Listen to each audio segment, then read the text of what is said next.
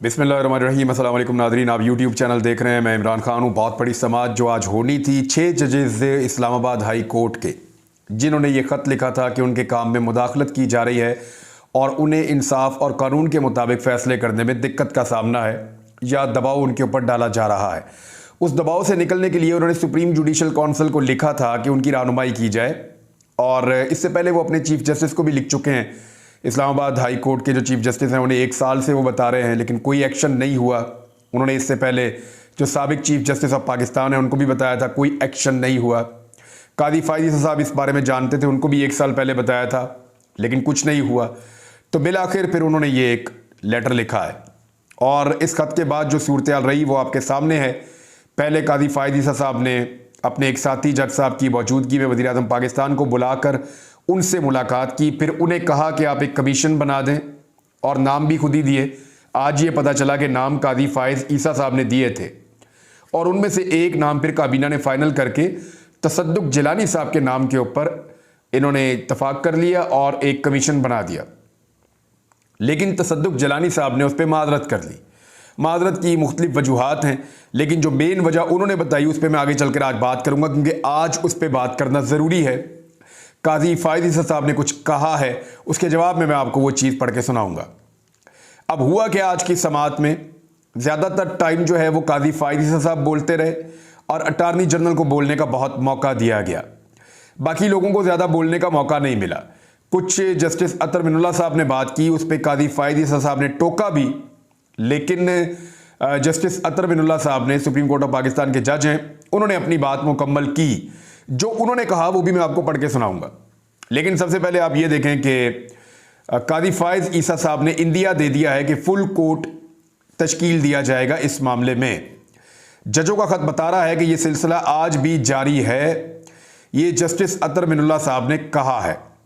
अदलिया में खुफिया इदारों की मुबैना मुदाखलत से मुताल्लिक इस्लामाबाद हाई कोर्ट के 6 जजेस के खत पर सुप्रीम कोर्ट के अज खुद नोटिस पर समाअत 29 अप्रैल तक मुलतवी कर दी गई है। चीफ जस्टिस कादी फायद ईसा ने कहा कि अदलिया की खुद मुख्तारी पर समझौता बर्दाश्त नहीं करेंगे। हो सकता है आइंदा समाअत पर फुल कोर्ट तश्कील दे दें। अगर फुल कोर्ट बन जाता है तो यह पाकिस्तान तहरीक इंसाफ का मुतालबा है। मैं भी पहले दिन से यही बात कर रहा हूं कि कादी फायद ईसा साहब को अपने आप को इस केस से अलग रखना चाहिए। वो इसलिए कि वो अपना जहन पहले ही बता चुके हैं इस केस के बारे में, और वो ये केस एक हसास और अहम नौइयत का मामला एक रुकनी कमीशन के हवाले करने का अपना जहन पहले बता चुके हैं, तो वो अपने आप को इससे अलग भी कर सकते हैं कादी फायद ईसा साहब। और क्योंकि उनको 1 साल पहले से इस सारे मामले का बताया गया था और उन्होंने कुछ नहीं किया, लिहाजा ये इस्लामाबाद हाई कोर्ट के चीफ जस्टिस की नॉलेज में भी ये मामला था, उन्होंने भी कुछ नहीं किया, तो एक चार्जशीट है उनके खिलाफ। अब मामला ये है कि कादी फायद ईसा साहब इसको अपने आप को इससे अलग करें, या वो फुल कोर्ट जो है वो उसको तश्कील दे। तो फुल कोर्ट का उन्होंने इंदिया दे दिया है। जो इस पर बातचीत हुई वो इसमें कादी फायद ईसा साहब ने कहा कि कोई मुदाखलत अदलिया में बर्दाश्त नहीं की जाएगी, और 29 अप्रैल तक इसकी समाअत मुलतवी की गई है। इसको जल्दी जल्दी भी सुना जा सकता था, अहम केस है, अहम नौइयत का मामला है, लेकिन 29 अप्रैल तक इस मामले को ले जाया गया है। तो आज जनाब जब समाअत हुई तो 3 अप्रैल था, 29 अप्रैल यानी 26 दिन के बाद दोबारा इसके ऊपर समाअत होगी। तो बड़ी लंबी डेट दे दी इस मामले में। लेकिन इस बीच में कुछ और डेवलपमेंट्स भी हो रही हैं, यानी सुप्रीम कोर्ट ऑफ पाकिस्तान और हाई कोर्ट्स के जजेस को, इस्लामाबाद हाई कोर्ट पहले, उसके बाद लाहौर हाई कोर्ट के जजेस, उसके बाद सुप्रीम कोर्ट इस्लामाबाद में सुप्रीम कोर्ट के जो जजेस हैं वहाँ पे भी धमकी अमेज खतूत मौसूल हुए हैं। धमकी अमेज खतूत के अंदर एक निशान बना हुआ है और धमकी का निशान है। लेकिन इस केस में वकील हामिद खान साहब जो हैं, जिनका ताल्लुक पाकिस्तान तहरीक इंसाफ से है, उन्होंने कहा कि हमने इस केस में फरीक बनने के लिए दरख्वास्त दायर कर रखी है। चीफ जस्टिस ने रिमार्क्स दिए कि अब वो ज़माने गए कि चीफ जस्टिस की मर्जी होती थी। हमने केसेस फिक्स करने के लिए 3 रुकनी कमेटी तश्कील दी है। हम दुनिया वालों पर उंगलियां उठाते हैं, मगर हमें खुद पर उंगली उठानी चाहिए। अच्छा, इस समाअत को अगर आप देखें ना, तो ज़्यादातर ऐसा लगा कि चीफ जस्टिस ऑफ पाकिस्तान सफाइयाँ दे रहे हैं और वो अपनी ज़ात से बाहर नहीं निकल पा रहे। और अगर आप अटारनी जनरल को सुने, जो बहुत ज़्यादा देर वहाँ पे बोलते रहे, तो ऐसा लग रहा था कि वो इस सारे मामले पर सियासत कर रहे हैं। जो एक्चुअल नुक्ता है, जहाँ पे 6 जजेस ने ये कहा कि हमें खतरात हैं, या हम दबाव महसूस कर रहे हैं, या हमें एक सिचुएशन का सामना है, उस सिचुएशन के ऊपर या जो रियल केस है उसके ऊपर बहुत कम टाइम स्पेंड किया गया आज की समाअत में। ज़्यादा टाइम यही था कि चीफ जस्टिस कभी मामले को इधर को ले जाते थे, कभी इधर को ले जाते थे, कभी वो ये कह रहे थे, यानी हो सकता है उनका केस सुनने का तरीकाकार ये हो। हम तो ज़्यादा केसेस नहीं सुनते, जो कोर्ट रिपोर्टर्स हैं वो इसके ऊपर राय दे सकते हैं। लेकिन मैंने इस समाज के अंदर ये महसूस किया कि चीफ जस्टिस ऑफ पाकिस्तान बार बार सफाइयाँ दे रहे थे, यानी वो बार बार ये कह रहे थे मैं प्रेशर बर्दाश्त नहीं करता, हम प्रेशर बर्दाश्त नहीं करेंगे, और वकला को भी चाहिए कि वो वकालत छोड़ दें अगर वो ये कहते हैं कि आज खुद नोटिस ही लेना है। तो यानी वो इस किस्म की चीज़ों में लेकर जा रहे थे जिनका इस केस से ताल्लुक नहीं था। अतर मिनुल्लाह साहब जो है वो ज़्यादातर इस मामले के ऊपर लेकर आए और चंद जुमले उन्होंने बोले, लेकिन उनको फिर चीफ जस्टिस ऑफ पाकिस्तान ने टोका, लेकिन उन्होंने फिर इसके बावजूद जो है वो बात की। चीफ जस्टिस ने एक और बात की कि सुप्रीम कोर्ट के पास इंक्वायरी कमीशन बनाने का कोई इख्तियार मौजूद नहीं है। फिर अटॉर्नी जनरल ने यह भी बताया कि चीफ जस्टिस ने वजीर आजम से मुलाकात की ख्वाहिश का इजहार खुद किया था। जब मैंने वजीर आजम को कहा तो उन्होंने कहा जी पहली फुर्सत में जाकर मिलते हैं। अब चीफ जस्टिस ने एक बात की वहां पे, उन्होंने ये फरमाया कि तसद्दुक जिलानी साहब के हवाले से एक तो नाम उन्होंने बताया कि उन्होंने ही नाम दिया था, और तसद्दुक जिलानी साहब के हवाले से एक राय तो ये है कि वो कभी भी मजबूती से किसी चीज़ के ऊपर स्टैंड अपनी ज़िंदगी में नहीं ले पाए। जब वो सुप्रीम कोर्ट ऑफ पाकिस्तान के चीफ जस्टिस थे तब भी उन्होंने कोई बहुत मजबूत चीज़ ऐसी नहीं की जिसके तौर पे उनको याद रखा जाए। हालांकि पाकिस्तान में बहुत सारे मामला जो है वो काबिल गौर होते हैं, हर वक्त होते हैं, लेकिन वो इतने मजबूत नहीं निकले। अब उनका नाम जो है वो हुकूमत ने फाइनल कर दिया।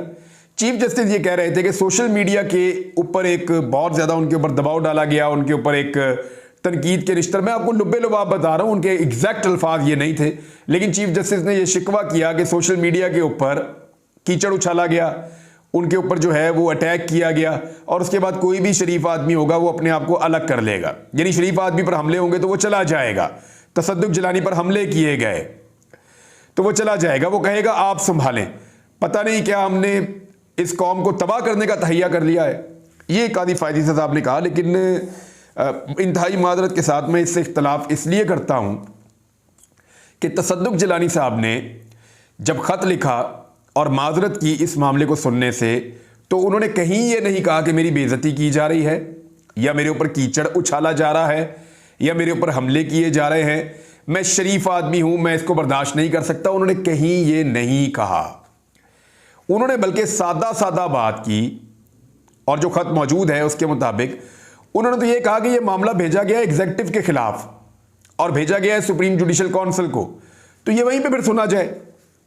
यानी एक मामला ही एग्जीक्यूटिव के खिलाफ भेजा गया है, उसके ऊपर एग्जीक्यूटिव ही एक टीओआर बनाकर एक कमीशन बना दे, तो वो कमीशन फिर क्या काम करेगा? कोई काम नहीं करेगा। और मामला जो है उसमें राय मांगी गई है सुप्रीम जुडिशल काउंसिल से, तो ये मामला वहीं सुना जाना चाहिए। तो बड़ा उसूली मौक़िफ़ रखा तसद्दुक जिलानी साहब ने इस मामले के ऊपर। उन्होंने कहीं नहीं कहा कि मेरी बेइज्जती हो रही है, बल्कि कादी फायदी साहब को यह कहना चाहिए था कि तसद्दुक जिलानी साहब ने जब माजरत की इस केस को सुनने से, या इस मामले के अंदर आने से, या कमीशन की सरबराही लेने से, तो उसके बाद PMLN ने और PMLN के जो हमायती मीडिया वाले हैं उन्होंने तसद्दुक जिलानी साहब के साथ क्या किया और उनकी कितनी बेइज्जती की है, और उनके ऊपर किस तरह किया, और उनकी फैमिली के ऊपर किस नौयत के घटिया इल्ज़ामात लगाए। इसके ऊपर तो यानी वो भी इल्ज़ामात लगे हैं, वहाँ पे भी उनके ऊपर हमले हुए हैं। यानी अगर एक समत ने ये हमले किए हैं, तसद्दुक जिलानी साहब कौन होते हैं कि वो आकर इसको सुने? एक समत है, एक साइड है। उन्होंने अगर ये कहा कि तसद्दुक जिलानी साहब को हक नहीं पहुँचता कि वो इसको सुने, और उन्होंने तनकीद की है, तो दूसरी सिमत वो भी है कि जिन्होंने कहा कि तसद्दुक जिलानी ने क्यों ना कर दी, इनकी फैमिली, और ये जो है फिर उनके लिए बड़े अजीब अजीब अल्फाज इस्तेमाल किए, उनके ऊपर अटैक किया। तो कादी फायदी साहब को सिर्फ एक साइड क्यों नजर आई? कादी फायदी साहब को सिर्फ हमेशा वो साइड नजर आती है जो मादरत के साथ जो मौजूदा हुकूमत को सूट करती है। उन्हें वो वाली साइड क्यों नजर नहीं आती जो मौजूदा हुकूमत को सूट नहीं करती? अतर मिनुल्लाह साहब ने जो बातें की हैं वो बहुत अहम हैं, और उनको जो है वो दिमाग में रखना चाहिए। जस्टिस अतर मिनुल्लाह साहब ने अटॉर्नी जनरल से मुकालमे में कहा कि अटॉर्नी जनरल साहब, आपने मिर्ज़ा इफ्तिखार की बात की, आपने कहा मिर्ज़ा इफ्तिखार ने चीफ जस्टिस को धमकियां दी, क्या आपने ये देखा कि मनतकी अंजाम तक पहुंचा कि नहीं? जस्टिस जमाल मंदोखेल का भी कहना था कि अटॉर्नी जनरल साहब, एक रेफरेंस दायर हुआ जिस पर इस वक्त के वज़ीर आज़म ने तस्लीम किया कि गलती थी, इस पर क्या कार्रवाई हो? जस्टिस अतर मिनुल्लाह साहब ने सरकार को आड़े हाथों लिया और रिमार्क्स दिए कि सुप्रीम कोर्ट ने जमानत दी और इस फैसले को हवा में उड़ा दिया गया। 76 साल से यही हो रहा है। 6 जजों के खतूत भी इसी तर्ज की जानिब इशारा कर रहे हैं। यानी सुप्रीम कोर्ट ऑफ पाकिस्तान बंदा छोड़ती है और बाहर ये जो है वो एमपीओ का बहाना लगा के बंदा दोबारा उठा लेते हैं। तो ये जजेस ने वहां पे एतराज किया है। जस्टिस नईम अख्तर अफगान ने रिमार्क्स दिए कि हुकूमत एमपीओ का सहारा लेकर अदालती फैसलों के खिलाफ वर्जी कर रही है। जस्टिस अतरमुल्लाह साहब ने मजीद कहा, और ये बड़े सख्त रिमार्क्स थे उनके, उन्होंने कहा कि बातें सब करते हैं, काम कोई नहीं करना चाहता। आपकी हुकूमत केस को मंतकी अंजाम तक ले गई होती तो आप बात करते। सब जानते हैं कि क्या हो रहा है, लेकिन तासुर ये दे रहे हैं जैसे कुछ हो ही नहीं रहा। यहां खड़े होकर कैसे बयान दे सकते हैं। इस पर चीफ जस्टिस ने कहा कि यह बात मेरे मुताल्लिक है, नहीं चाहता तासुर जाए कि दबाव डाल रहा हूं। जस्टिस अतरमुल्लाह ने कहा कि मुझे बात पूरी करने दें। अटॉर्नी जनरल, आपने दुरुस्त कहा, सियासी इंजीनियरिंग होती रही है, जजों का खत बता रहा है, यह सिलसिला आज भी जारी है। एक चीज और जो सुप्रीम कोर्ट ऑफ पाकिस्तान ने कही, उन्होंने कहा चीफ जस्टिस ने कि कुछ जजेस जो हैं वो दूसरे शहरों में मौजूद हैं और ईद की छुट्टियों के बाद हम आएंगे और फिर आकर एक फुल कोर्ट हम बना सकते हैं और फिर रोजाना की बुनियाद पर समाअत करके इस केस को निपटाएंगे। लेकिन तारीख बहुत लंबी चलेगी, मैंने आपको पहले बताया ये तारीख चलेगी 29 या 30 अप्रैल तक उन्होंने इंदिया दिया है, लेकिन 29 तारीख की वैसे डेट है। अच्छा, अदालत में कुछ ऐसी चीजें भी हुई जो लाइव कवरेज की वजह से पब्लिक के सामने आ गई। इसमें एक क्लिप ऐसा है जिसमें अटॉर्नी जनरल जो हैं वो बार के सदर जो है, सुप्रीम कोर्ट बार के सदर का हाथ दबा रहे हैं। यानी ये तो कैसे हो सकता है, वो एक तरफ से आए हैं, वो जजेस की नुमाइंदगी और अदलिया की नुमाइंदगी करना चाहते हैं, अटॉर्नी जनरल हुकूमत की नुमाइंदगी करना चाहते हैं, लेकिन एक दूसरे का हाथ दबाकर एक दूसरे को इशारे कर कर ये साबित कर रहे हैं कि जैसे कोई गठजोड़ है, कोई मैच फिक्स किया हुआ है इन्होंने। और ये क्लिप जो है इसने पूरा का पूरा गठजोड़ बेनकाब कर दिया है। लोग इसके ऊपर बहुत तनकीद कर रहे हैं। और इंतजार हुसैन पंजूथा साहब ने कहा कि इस एक क्लिप में आप पाकिस्तान के सबसे बड़े आईनी जज का आईनी कुर्सी पर बोले जाने वाला झूठ देख और सुन सकते हैं। वो अटॉर्नी जनरल और सुप्रीम कोर्ट को कहते हैं कि इसका जवाब मैं दूंगा, कहीं ये ना लगे कि मैं आप पर प्रेशर डाल रहा हूं। और अटॉर्नी जनरल ने सुप्रीम कोर्ट बार के सदर का हाथ दबाकर इस गठजोड़ का कच्चा छट्टा खोल दिया है। इससे वाजे कुछ हो ही नहीं सकता, ये इंतजार हुसैन पंजूथा साहब ने कहा है। एक और नुक्ता भी उठाया गया है, वो ये है कि पटिशन दायर होने से कबल ही अखबारों में शाया हो जाती है, ये कोई तरीका नहीं।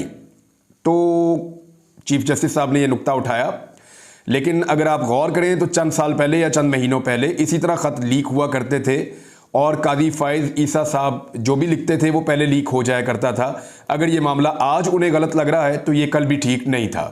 तो नाज़रीन, मुझे अभी भी लगता है कि फुल कोर्ट बनेगा तो ये मामला किसी मंतकी अंजाम की तरफ बढ़ेगा और अदलिया की आज़ादी जो है वो सबसे ज़रूरी है। जिस मुल्क में अदलिया आज़ाद हो, रूल ऑफ लॉ हो, वो मुल्क आगे बढ़ जाते हैं शदीद तरीन मसाइल के बावजूद। लेकिन जहाँ पे रूल ऑफ लॉ नहीं होगा उन मुल्कों का आगे बढ़ना आसान नहीं होता, क्योंकि लोग कानून के ऊपर भरोसा नहीं करते, लोगों को कॉन्फिडेंस नहीं आता। जब लोगों को एतबार नहीं आता तो फिर लोग इन्वेस्ट नहीं करते, लोग कोशिश नहीं करते और उससे बेचैनी बढ़ती है मुल्क में। मेरे ख्याल में अदलिया की आज़ादी के लिए ये केस बहुत इंपॉर्टेंस इख्तियार कर गया है। देखना यह है कि फुल कोर्ट बनता है या नहीं। उम्मीद तो है कि फुल कोर्ट बनेगा, रोजाना की बुनियाद पे समाअत होगी और ये मामला आगे की जानिब जाएगा। राणा सनाउल्लाह साहब ने एक बहुत बड़ा एतराफ़ कर लिया है। यानी ये बात मैं काफ़ी दिनों से कह रहा था, लेकिन मुझे आइडिया नहीं था कि मौजूदा हुकूमत का एक इतना सीनियर रहनुमा इसका एतराफ़ कर लेगा। मैंने बार बार ये बात कही और गुज़िश्ता 1.5 माह से मैं ये बात कर रहा था, लेकिन अब राणा सनाउल्लाह साहब ने ये बात अपने मुंह से खुद कही कि इलेक्शन से पहले इमरान खान साहब को जल्दबाजी में जिस अंदाज से सजाएं दी गई हैं वो ठीक नहीं हुआ। यानी उसमें बहुत ज़्यादा गलतियां थी, उसमें बहुत ज़्यादा कबाहतें थी, उसमें बहुत ज़्यादा उजलत और जल्दबाजी थी। मैं पहले ये कह चुका हूँ, इससे हमें सियासी नुकसान हुआ। अब राणा साहब कह रहे हैं कि इससे फ़ायदा पहुंचाने की तो कोशिश की गई, लेकिन सियासी नुकसान हुआ। समझता हूं वो सजाएं बरकरार नहीं रह पाएंगी। जिस जज के पास भी ये केस जाएंगे, अगर उस जज ने इंसाफ से काम लिया तो वो इमरान खान को बरी कर देगा या रिमांड बैक कर देगा, वापस भिजवा देगा केस को किसी अदालत के पास, या इमरान खान को बरी करेगा। मैंने भी आपसे यही कहा कि इसमें कोई और रास्ता मौजूद नहीं है। साइफर केस का बहुत बुरा हाल हुआ है, लेकिन राणा सनाउल्लाह साहब ने एक और बात की, वो मैं चाहूँगा आपको सुनाऊँ इस वीलॉग में, मोहसिन नकवी के बारे में। उन्होंने कहा कि मोहसिन नकवी की मेहरबानी है कि वो वज़ीर दाखिला रहने के ऊपर इत्तफाक कर गए और उन्होंने वज़ीर दाखिला रहना पसंद किया। अगर वो चाहते तो वज़ीर आज़म पाकिस्तान भी बन सकते थे।